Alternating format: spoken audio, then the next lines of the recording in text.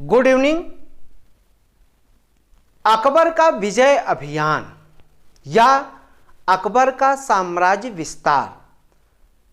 तो आइए हम लोग देखते हैं कि अकबर जो है, मनस्वी अकबर भारत का सम्राट बनना चाहता था और इसी उद्देश्य से उसने भारत के लगभग सारे भूभाग पर विजय प्राप्त करता है। और उसकी विजयों को हम 3 भागों में देखते हैं। उत्तरी भारत की विजय, पश्चिमोत्तर सीमा विजय और दक्षिण भारत की विजय। 3 भागों में हम देखते हैं।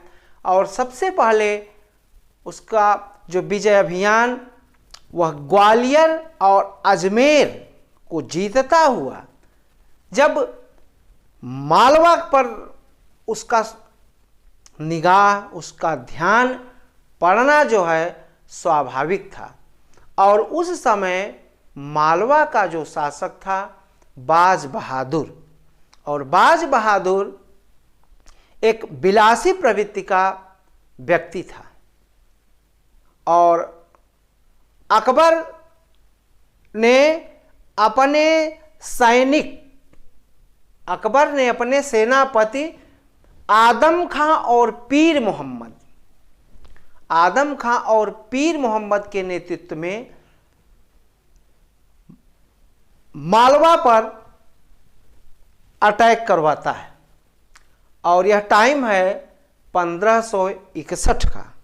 और जब ये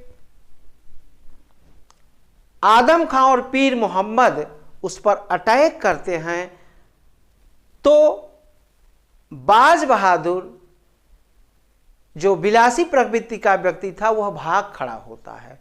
और जब भाग खड़ा होता है तो मुगलों को बहुत सारा संपत्ति जो है मालवा से प्राप्त हो जाती है। और उसके बाद अकबर ने आदम खां को बुला लिया और पीर मोहम्मद को वहाँ का शासक नियुक्त कर देता है। और पीर मोहम्मद जो है वह वहाँ पर शासन करता है, लेकिन ये एक तरीके से उसने पीर मोहम्मद ने ऐसी कुव्यवस्था, ऐसा शासन प्रबंध किया जिससे वहाँ की जनता जो है ऊब गई।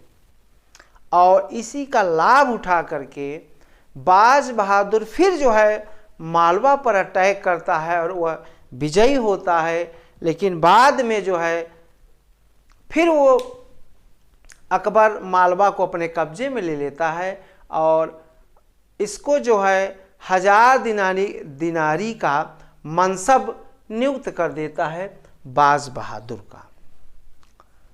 और अब उसके बाद हम लोग देखते हैं गोंडवाना विजय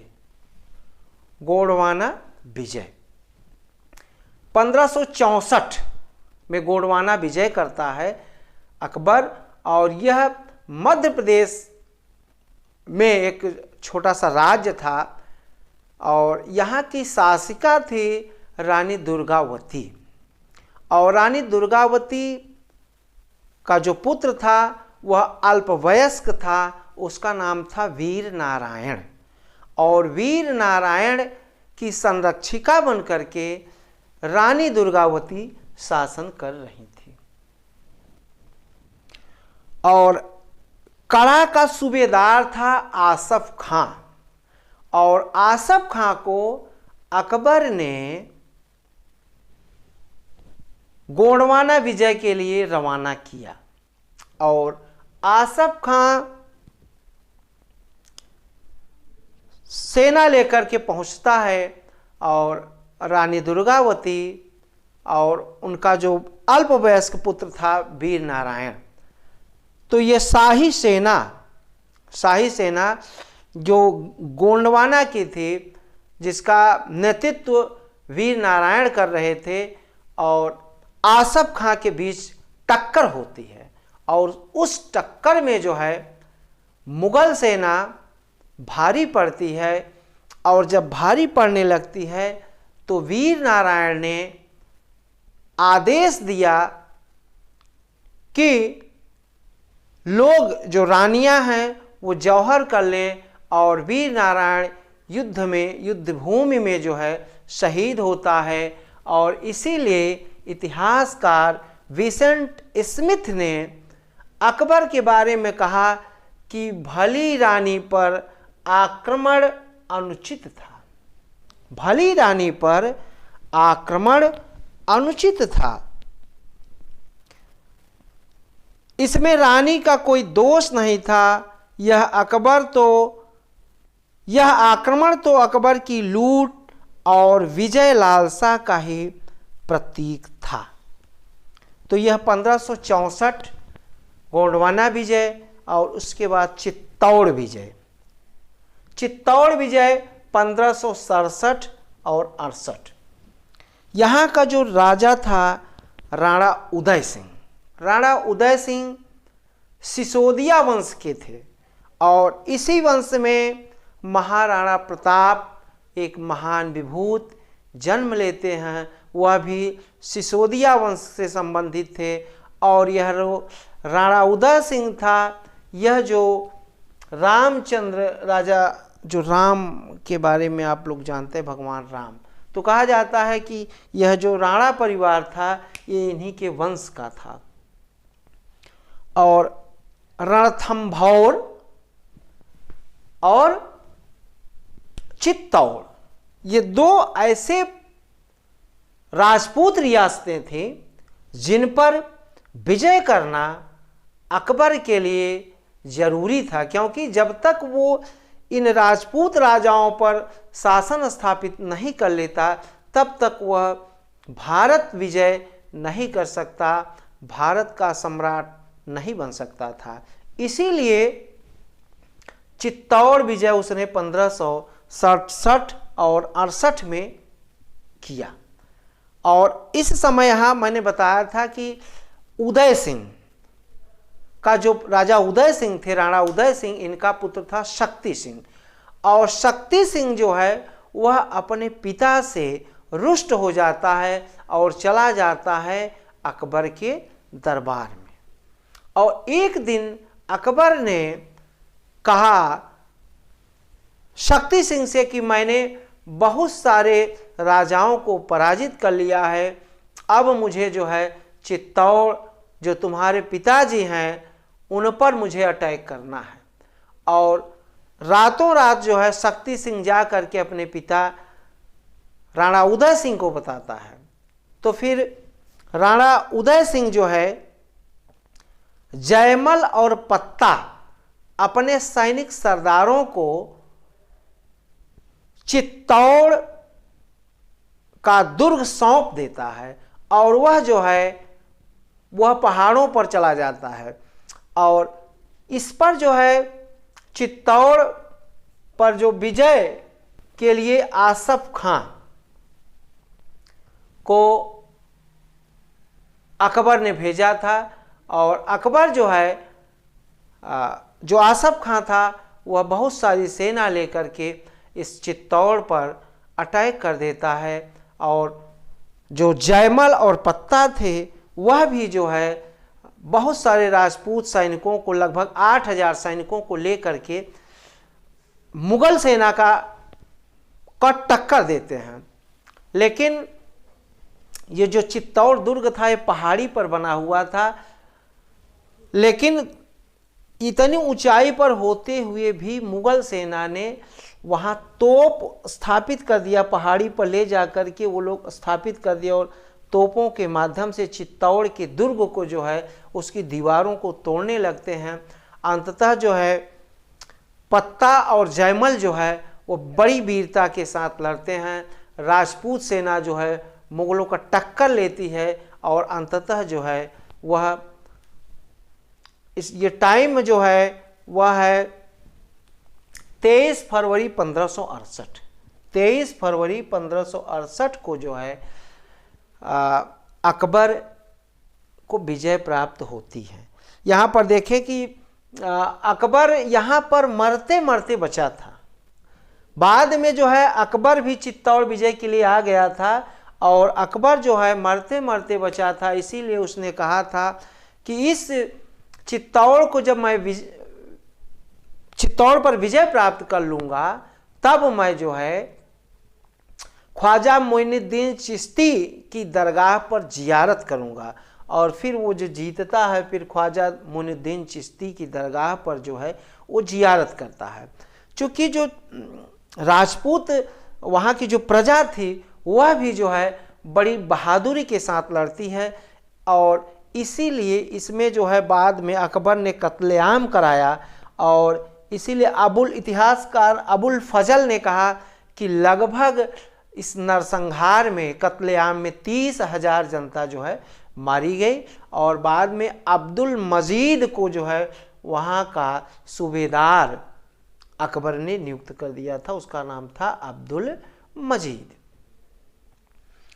और रणथंभौर और चित्तौड़ पर विजय प्राप्त किए। अकबर जो है वह भारत का सम्राट नहीं बन सकता था, इसीलिए फिर उसने रणथंभौर विजय किया और इसका टाइम है 1569। चूँकि कंपटीशन में रणथंभौर विजय, चित्तौड़ विजय, गोंडवाना विजय का टाइम ये कंपटीशन में पूछा जाता है, तो इसको भी आप लोग ध्यान रखेंगे। रणथंभौर विजय 1569 में, और यहाँ का जो शासक था वह भी, चूँकि ये भी किला जो है रणथंभौर का भी किला जो है राणा उदय सिंह के अधीन ही था, और यहाँ का जो सरदार था उसका नाम था सुरजनहाड़ा। और सुरजनहाड़ा और अकबर की सेना में जो है बड़ी भीषण टक्कर होती है, और इस भीषण टक्कर में सुरजनहाड़ा जो है वह कमज़ोर पड़ने लगते हैं। तब वो है भगवान दास, राजा भगवान दास और राजा मान सिंह के मध्यस्थता के लिए बुलाते हैं। और मध्यस्थता के लिए जब बुलाते हैं तब जो है जो सुरजनहाड़ा हैं इनका पुत्र दूदा और भोज, इनका पुत्र जो है दूदा और भोज, ये दोनों जो है अकबर के दरबार में जाते हैं और मध्यस्थता भगवान दास और मान सिंह करते हैं। और उसके बाद जो है ये रणथंभौर के किले की चाबी जो है वो अकबर को सौंप देते हैं। फिर अकबर ने इनको जो है मनसबदार बना दिया। अब उसके बाद कालिंजर विजय। कालिंजर ये आपका बुंदेलखंड इलाका, और यहाँ का जो शासक था उसका नाम था रामचंद्र। शासक का नाम था रामचंद्र, और यह टाइम है 1560 का। और कालिंजर विजय के लिए अकबर ने मजनू खां को भेजा था, अकबर ने मजनू खां को भेजा था। और राजा रामचंद्र मुगल सेना के बीच में भी भीषण युद्ध होता है। अंततः फिर जो है रामचंद्र ने जो है अधीनता स्वीकार कर ली, और कालिंजर भी जो है अकबर के अधीन हो जाता है। और इसको जो है रामचंद्र को एक छोटा सा मनसबदार नियुक्त कर दिया जाता है। और गुजरात विजय, गुजरात विजय यह 1573 का टाइम है, गुजरात विजय। और थोड़ा सा आप लोग यहाँ देखें, जो जब चित्तौड़ विजय होती है, इतना नरसंहार होता है, तो अकबर ने है ये जो है आगरे में जो है इनकी मूर्तियों को स्थापित कराया था।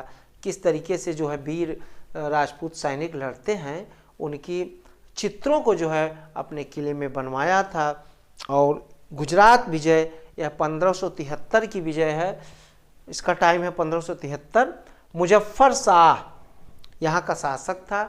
मुजफ्फर शाह जो है नाम मात्र का शासक था, और यहाँ पर जो है जो इसके सरदार थे वो वास्तविक सैनिक थे।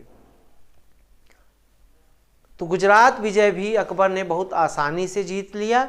और उसके बाद जो है ये मुजफ्फर शाह जो है वह इसको जो है 30 रुपये मासिक पेंशन इसको दी जाती है।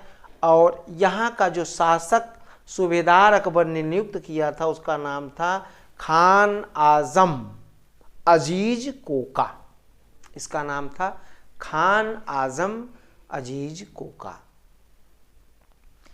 तो आज इतना ही, और वीडियो को लाइक सब्सक्राइब शेयर अवश्य करें आप लोग कंपटीशन की दृष्टि से। और वैसे भी जो है ये बहुत इम्पॉर्टेंट टॉपिक था, फिर अगला जो है क्लास मैं कर लूँगा। आप लोगों का बहुत बहुत धन्यवाद। एक बार इसका लोग स्क्रीनशॉट ले लें आप लोग।